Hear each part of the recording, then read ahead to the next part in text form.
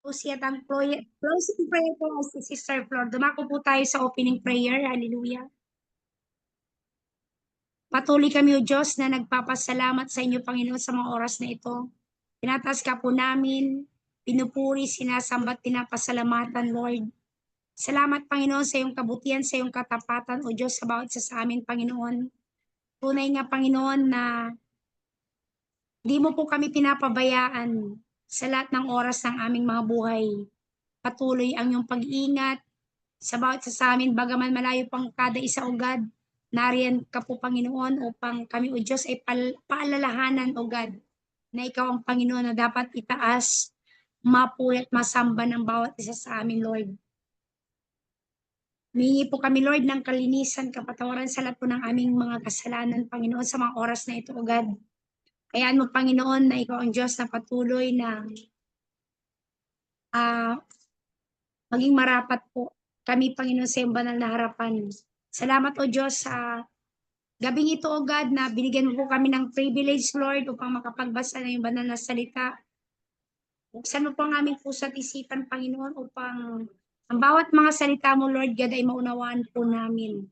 Maging sa bawat tagapakinig at makikijoin sa gawain ito, O God, ikaw po ang maglagay ng mga salita mo sa puso ng bawat isa, ang revelasyon mo, Lord, sa bawat isa, O God, yung siyang itatak mo po sa puso ng bawat isa sa amin, Panginoon.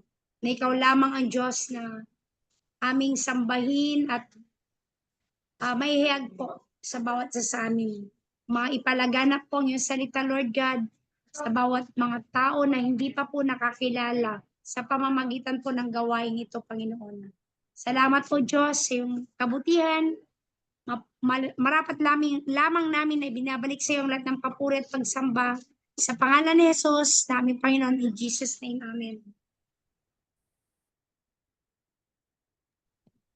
Amen.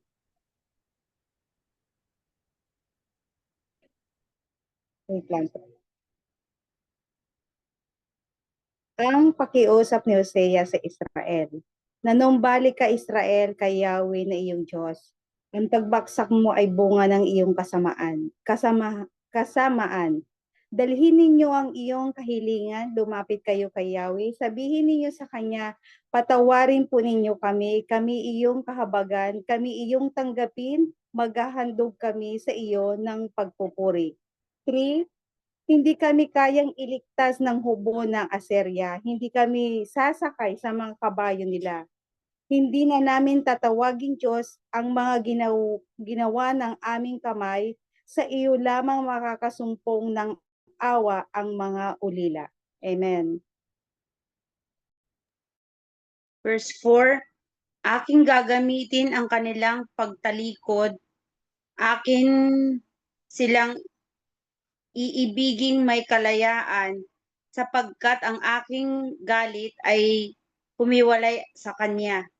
Ako'y magiging parang hamog sa Israel, siya'y bubukang parang lila at kakalat ang kanyang ugat na parang Lebano.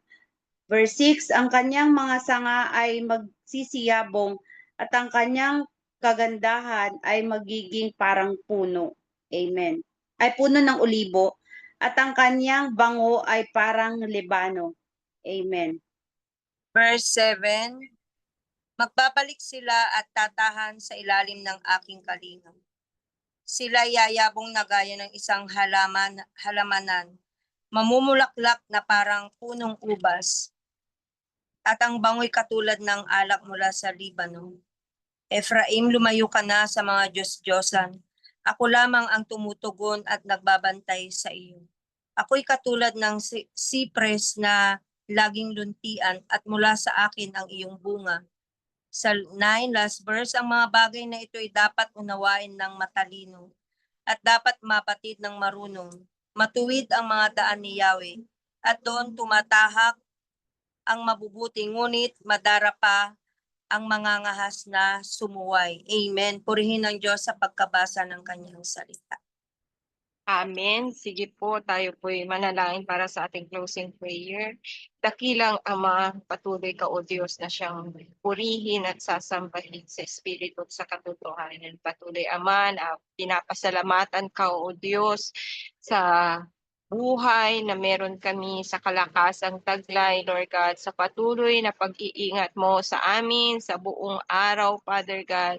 Andun lagi, o Diyos, na ginagabayan kami at pinapatnubayan. Maraming salamat, Father God, sa iyong kabutihan sa amin, sa iyong katapatan sa amin, sa kagandahang loob, Father God. Nababatid po namin, O Diyos, na kailanman, Ama, ay di mo kami iniwan, kailanman, O Diyos, ay di mo kami pinabayaan. Maraming salamat, Father God, sa buhay ng bawat isa sa amin, Lord God, sa bawat iyong mga kapahayagan, Panginoon, sa mga salita mo, Lord God, na siyang nagbibigay sa amin ng kalakasan, Father God. Patuloy na nai-encourage, Panginoon, ang bawat isa, maging sa bawat aming mga tagapakinig, Father God, patuloy mabuksan ang bawat puso, Aba, Father, Lord God, magkaroon, O Diyos, ng makalangit na pang-unawa, Panginoon. Ikaw lamang, O Diyos, ang siyang nakakabatid ng sitwasyon at kalagayan na meron kami, Panginoon, at anuman, O Lord God, yung aming mga kinakaharap, sinusubok man kami, Lord God, we will trust in you pa rin, Panginoon Ama, kami magtitiwala, Aba Father, Lord God, mananangan sa iyo at hindi sa aming sarili.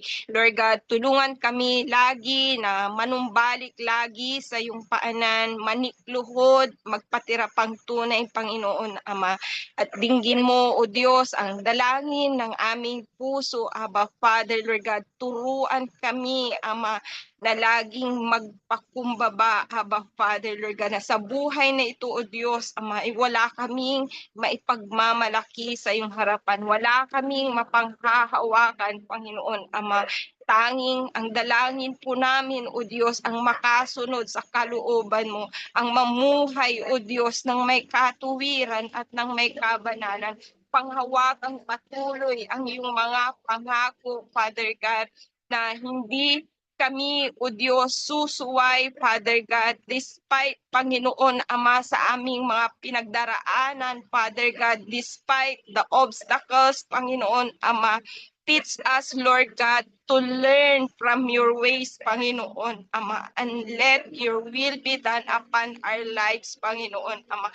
Hayaan mo, O Diyos, na makasunod kami sa iyong kalooban, Father God, without murmuring, Panginoon Ama, without complaining, Abba, Father, Lord God, to keep our focus, Lord God, to you alone, Abba, who is the author and finisher of our faith, Lord God. Magkaroon kami, O Diyos, ng tunay at banal na pagkatakot sa iyo, Lord God, for the fear of the Lord is the beginning of wisdom. Ama, patuloy na itinitiwala, Panginoon, ang lahat sa iyong makapangyarihang kamay, Lord God.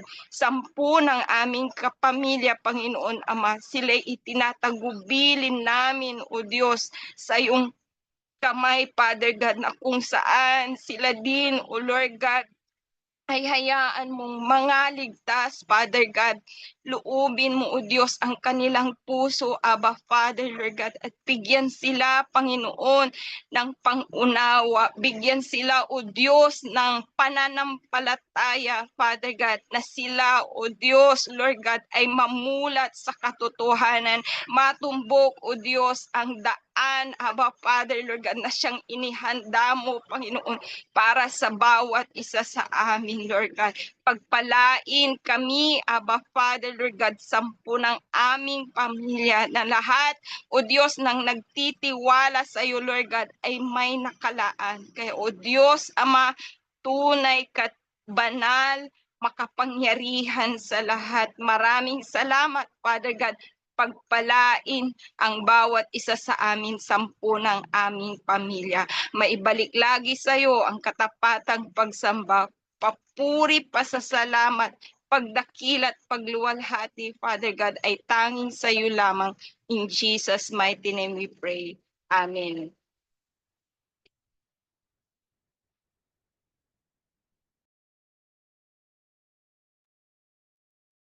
Amen. Salamat sa lahat ng naki-join sa gabing ito. Anong susunod na books ang Daniel. babasahin natin bukas? Daniel na? Bukas? Oo. Si Pabangan po bukas ang next book ng Daniel. God bless and good night everyone.